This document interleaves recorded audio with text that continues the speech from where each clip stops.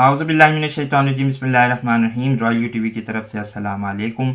इस वक्त पाकिस्तान की सियासत में बहुत ज़्यादा हलचल और उथल पुथल नज़र आ रही है। हम आज की वीडियो सिंथिया डी रिची के मौजू पर बनाएंगे। हम अमूमी तौर पर अपनी जो वीडियोज़ हैं वो ऐसे मौज़ूआत पर नहीं बनाते, लेकिन चूँकि ये मामला कौमी सलामती का है, ये नेशनल सिक्योरिटी का मसला है, इसलिए हमने सोचा कि इस मौजू पर वीडियो बनाई जाए, क्योंकि इसका ताल्लुक़ इंटरनेशनल रिलेशंस और साथ साथ करंट अफेयर से भी जुड़ा हुआ है। इसलिए ये बात ज़रूरी हमने समझी कि इस मौजू पर आपको इंफॉर्मेशन प्रोवाइड की जाए। साथ ही साथ इसमें यह भी बताया जाएगा कि सिंथिया डी रिची कौन है। मीडिया में जो मुख्तलिफ वीडियोस हमने देखी हैं उसमें बहुत सारी बातें ऐसी हैं जो तकरीबन सही नहीं है, उसकी करेक्शन हम करना चाह रहे थे, इसलिए हमने ये वीडियो बनाना मुनासिब समझी। आप लोगों से गुजारिश है कि हमारे चैनल को सब्सक्राइब कर लें, साथ ही साथ बेल आइकन को भी हिट करें। सिंथिया डी रिची के मुतालिक हम आपको बताएंगे, इनका रेज्यूमे देखते हैं। पहले तो हम इनका प्रोफाइल पब्लिक रिकॉर्ड आपको दिखाएंगे। सिंथिया डी रिची बुनियादी तौर पर 44 साल खातून हैं। मीडिया में इस हवाले से बहुत सारी दीगर गलत इन्फॉर्मेशन फैलाई गई है कि इनकी उम्र 38 साल है। लोगों ने बगैर तहकीक के ये बात फैला दी है, लेकिन दरहकीकत इनकी उम्र 44 साल है। इनका मौजूदा करंट एड्रेस जो रजिस्टर्ड है यूएसए में वो 5400 मेमोरियल वे ह्यूस्टन टेक्सास में है। इसके अलावा आप इनको देख सकते हैं, इनके दीगर दूसरे नामों में सिंथिया डी कार्लनबाख भी नाम मौजूद है। साथ ही साथ इनके वालिदैन का नाम भी मौजूद है। आप देख सकते हैं कि गैरी आर रिची ये इनके वालिद का नाम, और जोएन ए रिची जो 65 ईयर्स ओल्ड हैं ये इनकी वालदा का नाम है, यानी इनकी मदर का नाम है। इसके अलावा और इनके ससुर का नाम भी है और इनके शौहर का नाम भी इसमें दिया हुआ है। ये एक मैरिड खातून हैं।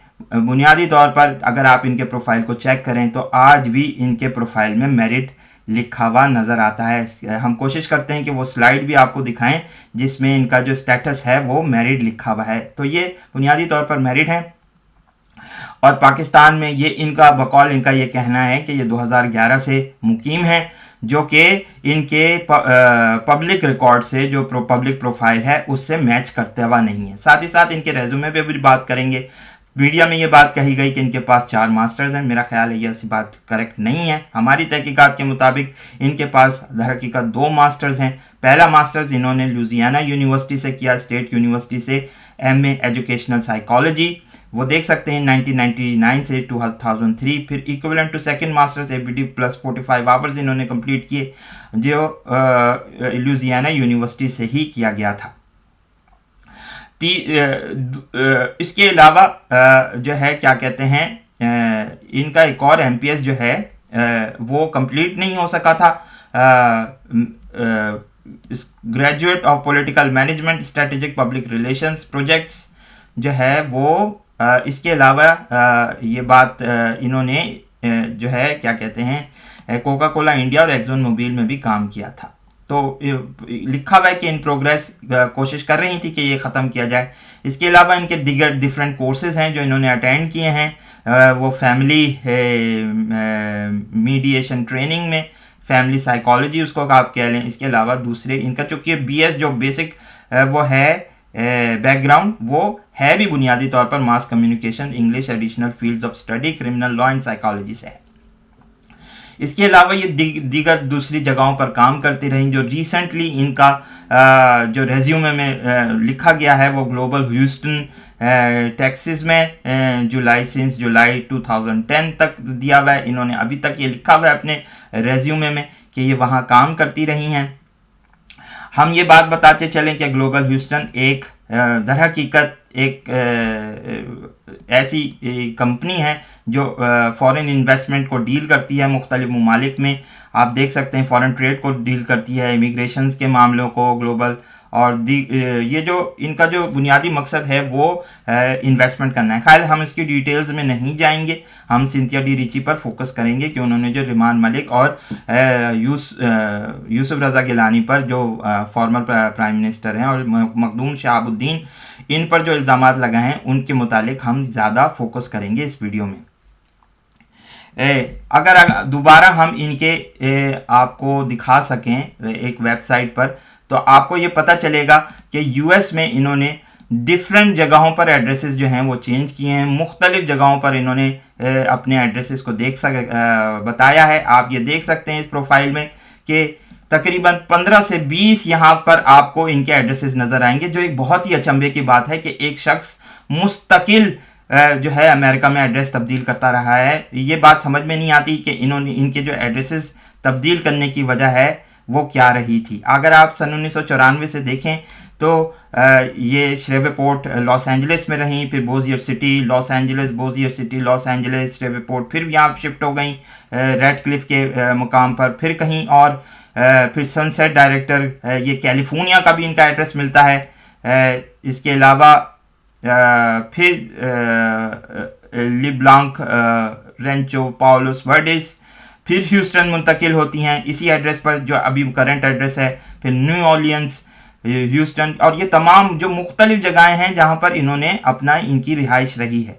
तो ये बात समझ में नहीं आती कि इतनी ज़्यादा रिहाइशें तब्दील करने की वजूहात क्या थी। अगर हम किसी और एक और हमने भी इनका निकाला है, उसको भी उस पर भी आपको दिखाते हैं कि ये क्या है। अगर आप देख सकते हैं तो इनके जो रिहाइश की जो जगह रही वो आम तौर पर बड़ी एक्सपेंसिव जगहों पर ये वहाँ पर रही हैं अमेरिका में, जो तकरीबन अगर आप देख सकें, हम आपको दिखा सकें इसके साथ, तो आपको अंदाज़ा होगा कि ये 50% अबव द नेशनल एवरेज रहा है इनका। अमूमी तौर पर जो 2 बेडरूम एक अपार्टमेंट मिल जाता है आपको अमेरिका में, वो $1,640 तक का होता है जो रेंट होता है अच्छी जगह पर। अगर आप सस्ती जगह पर भी रह सकते हैं, लेकिन अगर आप दे सकते हैं तो बहुत सारी जगहों पर ये ऐसी जगहों पर रहीं जहां का रेंट बहुत ज़्यादा एक्सपेंसिव था, और ये 50% हायर है अकॉर्डिंग टू दिस रिपोर्ट। तो हम ये बात कह सकते हैं कि ये बड़े अचंभे की बात है। क्या इनका ताल्लुक किसी कोवर्ट ऑपरेशंस से रहा? क्योंकि अमूमी तौर पर जो जासूस होते हैं वो अपना एड्रेस तेज़ी से तब्दील करते हैं। तो ये एक सवाल उठाया जाता है। हम ये नहीं कह रहे हैं कि ये वाक़तन ऐसा है, लेकिन ये एक शक की बुनियाद जाती है। फिर इसके अलावा अगर आप देखें तो इनके जो दीगर जो इनके फ़ोन नंबर्स रहे वो मुख्तलिफ लोगों के नामों पर रजिस्टर भी रहे। बहुत सारे लोग इसमें आ रहे हैं और बड़ा कंफ्यूजिंग है कि ये इतने सारे लोग कैसे एक फ़ोन लाइन पर और मोबाइल पर रजिस्टर हो सकते हैं। तो ये भी एक बड़ी अजीब बात है। कोई आदमी ये भी कह सकता है कि ये बिज़नेस की वजह से हो, लेकिन बिज़नेस की वजह से ये बात भी समझ में नहीं आती हमें कि इतने ज़्यादा इनके जो मोबाइल नंबर्स रहे, मोबाइल नंबर्स पर जो लोग रहे वो कौन कौन हैं। मसलन अगर आप देखें तो इस मोबाइल पर देखें तो इस नंबर पर देखें तो Judy W Richie, Judy R Smith, Judy Richie, Joanne W Richie, और अब कहा यह जा सकता है कि हो सकता है कि ये इनके ख़ानदान के अफराद हों, लेकिन ये एक सवालिया निशान बनता है कि इतने ज़्यादा लोग मोबाइल पर और लैंडलाइंस पर कैसे वो रहे। तो ये थोड़ा सा हमें महसूस होता है कि इस बारे में कोई ना कोई मामला ऐसा है जो सिंथिया डी रिची यानी सिंथिया डी काल्नबाख, जो इनके शौहर का नाम जॉर्ज ब्रैडली काल्नबाख है, जो 53 ईयर्स ओल्ड हैं, वो बड़ा अजीब सा मालूम होता है कि ये कुछ अचंभे का किरदार है। क्योंकि जब ये इन्होंने इल्ज़ामात लगाए कि रहमान मलिक ने इनके साथ गलत काम किया था, तो वहाँ पर इन्होंने फिर अपने शौहर को क्यों नहीं इत्तला दी?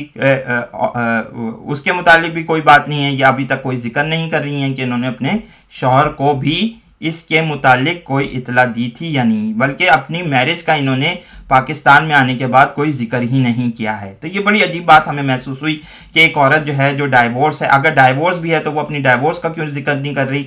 मुख्तलिफ प्रोफाइल्स में अगर आप चेक करेंगे तो आपको ये बात महसूस होगी कि ये अपने आप को सिंगल ही बताती हैं और ऐसा महसूस करती हैं कि ऐसे बताती हैं कि जी इनकी कभी कोई शादी हुई ही नहीं थी, जबकि इनके पब्लिक प्रोफाइल को अमेरिका में चेक करें तो आपको ये महसूस होगा कि ये मैरिड खातून हैं।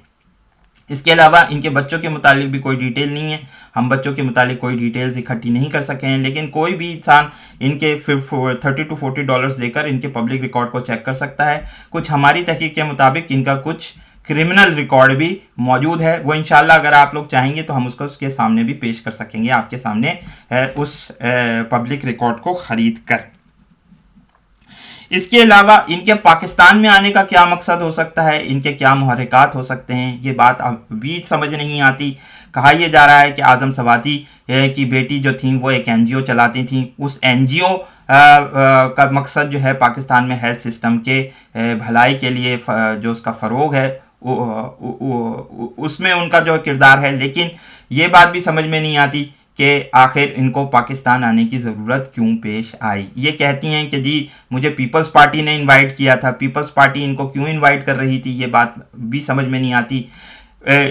इसके अलावा हुसैन हक्कानी के ये ज़माने में आई, हुसैन हक्कानी का माजी जो है वो बहुत ही ज़्यादा गंदा और ख़राब रहा है। आप लोग ये बात जानते हैं कि हज़ारों के करीब जो वीज़े इशू किए गए थे हुसैन हक्कानी के पीरियड में, और इसमें बहुत सारे लोग जो हैं वो ब्लैक वाटर के और दीगर जासूस लोग जो हैं वो उन्होंने पाकिस्तान में एंट्री की थी। तो इस बुनियाद पर यह कहा जा सकता है कि सिंथिया डी रिची पर जो शकूक और शुबात हैं वो बहुत ज़्यादा बढ़ जाते हैं। हम इसके बाद इन्होंने ये भी कहा कि इनकी रेमान मलिक और दीगर हजरात से मुलाकात हुई। इतने हसास मुकामात पर इनकी एंट्री कैसे हो सकी, कौन लोग थे जिन्होंने इनको एंटर किया, ये बात भी समझ में नहीं आती। क्या इसके पीछे कोई अमेरिकन जासूस एजेंसियों का, CIA का कोई प्रेशर था हमारे लोगों पर जिसकी वजह से इनको इतने बड़े बड़े लोगों से मुलाकात की इजाज़त दी। ये बात भी समझ में नहीं आती कि आखिर इनको अपने वीज़े का इशू हल करना था तो इन्होंने रेमान मलिक से ही क्यों मुलाकात करी, जबकि वीज़ा का इशू दीगर जो इमिग्रेशन अथॉरिटीज़ हैं उनसे मिलकर हल किया जा सकता है। अब हम बात करेंगे, थोड़ा सा मुख्तलिफ एक बात करेंगे, स्ट्रेटेजिक कम्युनिकेशन के हवाले से बात करेंगे। हमने ये आपको बताया कि स्ट्रेटेजिक कम्युनिकेशन इनका बैकग्राउंड रहा है। इसमें अगर आप स्ट्रेटेजिक कम्युनिकेशन को देखें कि ये क्या है तो इसमें आपको पता चलेगा कि ये पॉलिटिकल वॉरफेयर के लिए भी इस्तेमाल हो सकती है। तो हमारी नज़र में सिंथिया डी रिची का जो बैकग्राउंड है वो इनको पॉलिटिकल वॉरफेयर जो पाकिस्तान में वो इस वक्त कर रही हैं उसमें बड़ा मददगार साबित हो रहा है। इसके अलावा ये मिलिट्री पर्पसेस और कॉम्बैट और लॉजिस्टिक सब यूनिट्स के लिए भी ये चीज़ ये इल्म इस्तेमाल हो सकता है। एक बड़े पॉपुलर, थोड़ी सी हम बात करेंगे पोस्ट कोल्ड वॉर एरा और प्री कोल्ड वॉर एरा के सोवियत यूनियन के इन्हदाम के बाद क्या हुआ। एक जो कोल्ड वॉर एरा में एक बड़ी ही एक चीज़ पॉपुलर हो रही थी वो सेक्सपियोनाज थी, यानी मुख्तलिफ औरतों को इस्तेमाल किया जाता था। इसके हवाले से जो रशियंस होते थे, जो सोवियत यूनियन के लोग होते थे, KGB के लोग होते थे, वो अपनी औरतों को इन जासूसी चक्रों के लिए बहुत ज़्यादा इस्तेमाल करते थे और ये बहुत अच्छी जासूसाएँ हुआ करती थीं जो सोवियत यूनियन के लिए काम किया करती थी। इसको हनी ट्रैप भी ऑपरेशंस भी कहा जाता है, साथ ही साथ जिसमें बड़े लोगों से ये औरतें मुलाकात करती हैं और उनको अपने जाल में फंसाकर फिर जो है बड़ी मालूमात इख्तियार की जाती हैं। अगर आप आर्ट ऑफ वॉर को देखें जो कि चाइना में लिखी गई, उसमें भी चाइनीज़ जो हैं इस ही फॉर्मूले को इस्तेमाल करते हुए आज अमेरिका की बिट्स ऑफ इंफॉर्मेशन जो वो कलेक्ट कर रहे हैं और साथ ही साथ वो चाइना को भी दे रहे हैं। तो ये चाइना भी यूज़ करता रहा है, डिफरेंट ममालिक भी यूज़ करते रहे हैं इसी पॉलिसी को। इसलिए हम ये कह सकते हैं कि सिंथिया डी रिची का ताल्लुक भी इसी जो है सेक्सपियोनाज से हो सकता है जो पाकिस्तान में। अब इसका मकसद क्या है उस पर भी बात करेंगे। पॉलिटिकल एनार्की क्रिएट करना पाकिस्तान में, पॉलिटिकल टर्मोइल क्रिएट करना। अब आप देख सकते हैं मुख्तलिफ सोवियत यूनियन के टूटने के बाद एक नई चीज़ दुनिया में सामने आई कि जो एनार्किस्ट थे वो आहिस्ता आहिस्ता आगे बढ़ना शुरू हुए हैं और यही चीज़ अभी इस वक्त हमें आपको अमेरिका में भी नज़र आ रही है। एंटीफा नाम की तंजीमें और दीगर दूसरी तंजीमें जो हैं वो अमेरिका में ज़ोर पकड़ रही हैं। पाकिस्तान में भी सिंथिया डी रिची का यही मकसद है कि पॉलिटिकल एनार्की क्रिएट की जाए, बड़े बड़े लोगों पर इल्ज़ाम लगाया जाए। यही वजह है कि आप देख सकते हैं कि इन्होंने आते ही सबसे पहले जो काम किया है वो पाकिस्तान में दीगर पॉलिटिकल पार्टीज़ पर जो है वो शदीद किस्म के इल्ज़ामात लगाना शुरू किए हैं। और कोई बईद नहीं है ये थोड़े अरसे के बाद जो है PTI के लोग समझ रहे हैं कि ये PTI की हिमायती हैं, लेकिन हो सकता है कि थोड़े अरसे के बाद ये PTI के लोगों पर भी इल्ज़ामात लगाएं।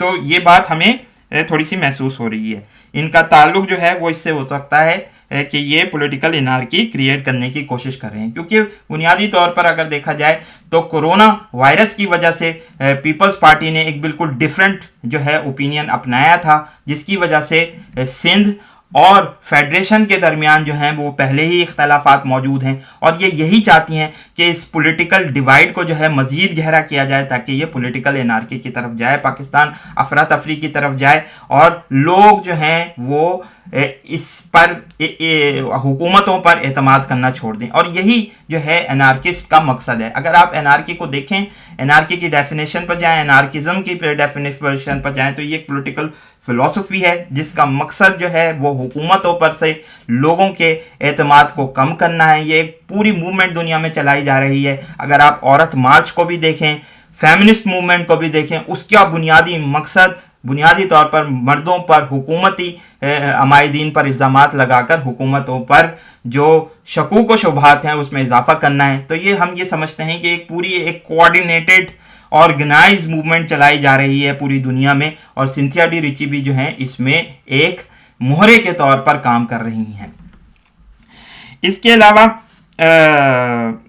हम बात करेंगे आज थोड़ी सी और रहमान मलिक पर इल्ज़ामात के हवाले से। रहमान मलिक पर ये इल्ज़ाम लगाया इन्होंने, अगर आप स्क्रीन पर आप देख भी सकते हैं कि इन्होंने इल्ज़ाम लगाया कि इन्होंने रहमान मलिक ने इनको रेप किया था। अब अगर ऐसा हुआ है तो यकीनी तौर पर सिंथिया डी रिची के पास वो एविडेंसेस मौजूद हैं जिसकी बुनियाद पर ये बात कर रही हैं। अगर हो सकता है कि जो कंसेंट के साथ भी ये काम हुआ हो, अगर कंसेंट के साथ भी काम है तो उनके पास कोई पॉसिबिलिटी ये है कि एविडेंसेस मौजूद हों, सैंपल्स मौजूद हों, क्योंकि अमूमी तौर पर जो स्मार्ट वुमेन होती हैं वो सैंपल्स को, एविडेंसेस को कलेक्ट कर लेती हैं। यही आप देख सकते हैं कि जब बिल क्लिंटन की प्रॉब्लम स्टार्ट हुआ था और ये सारी बातें उनकी स्टार्ट हुई थी, तो उसमें जो उनका जो डीएनए सैंपल था वो मोनिका लेविंस्की के क्लोथ से कलेक्ट किया गया था, उनके कपड़ों से कलेक्ट किया गया था, बाद में उसको मैच कर दिया गया था। अब ये कोई पॉसिबिलिटी हो सकती है कि रहमान मलिक का जो डीएनए सैंपल है वो सिंथिया डी रिची के पास हो। अगर ऐसा है तो रहमान मलिक को बहुत ज़्यादा प्रॉब्लम हो सकती हैं और ये बहुत बड़ी इनके लिए जो है वो पॉलिटिकल केओस का इनके कैरियर को एंड करने का सबब बन सकता है। तो इस सिलसिले में आगे आने वाले दिनों में बहुत सारी चीज़ें नज़र आएंगी, फिर हम देखते हैं कि ये क्या है। इस हवाले से एक रेड स्पैरो नाम की फ़िल्म भी बनाई गई थी। अगर हम अपने नाजरीन को कहेंगे कि उस वीडियो को देखिए, उसमें इसी मौजू पर बात की गई है कि किस तरीके से अंडर कवर एजेंट्स को सामने लाने के लिए, पॉलिटिकल केओस को क्रिएट करने के लिए ये ऐसी औरतों से काम लिया जाता है। तो इस वीडियो को लाइक कीजिए, शेयर कीजिए, दोस्तों के साथ डिस्कस कीजिए। बहुत बहुत शुक्रिया। अस्सलाम वालेकुम और अल्लाह हाफिज़।